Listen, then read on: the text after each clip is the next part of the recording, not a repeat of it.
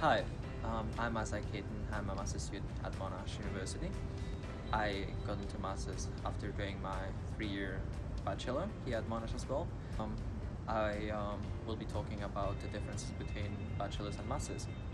So far, I don't see any obvious differences. You still have 6 hours of studio and an or two subjects, but the difference lays on the fact that instead of having 2 classes a week, you only have 1. So tutors expect you to have more independence compared to bachelors. Be able to run your project independently as opposed to needing more guidance in bachelors. Another difference is the classes. Apart from studio, we have a research unit called studies unit, which is sometimes paired with the studio. And we have an elective, which cannot be within the architecture department. This semester I'm doing a project called The Walking Studio, run by Andrew Simpson, in which we're designing a set of cabins and accommodation complex for 48 people in Eagle Hawk Neck in Tasmania. The project is really realistic.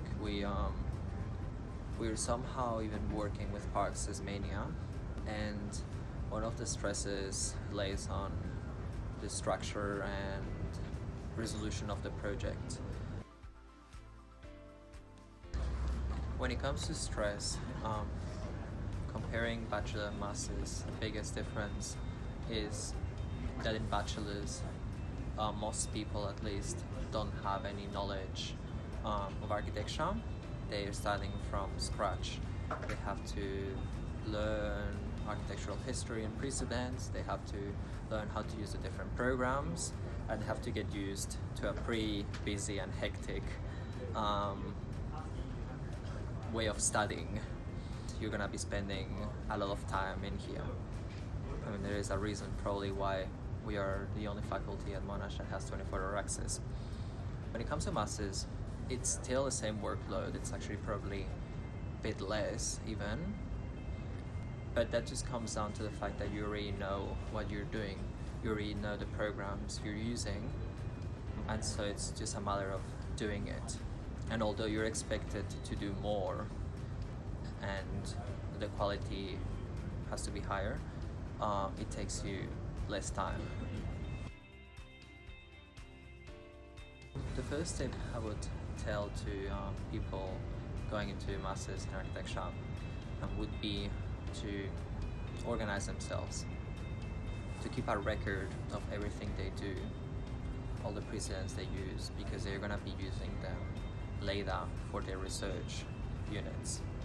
Another thing I would tell them as well, and still related to being organized, is that the fact that you only have class 1, you only have studio 1 day a week, doesn't mean that you can spend half the week doing nothing and then rush it at the end. It's better to start early and be consistent with the amount of work you produce. And the most important thing would be to have some life outside of uni. You cannot be constantly here.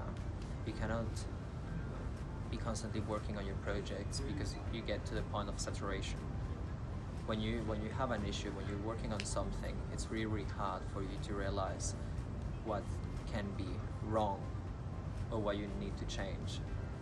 And taking some time off, or even presenting it to friends or to peer students and asking them what do they think and if they have any tips for you, that's really useful.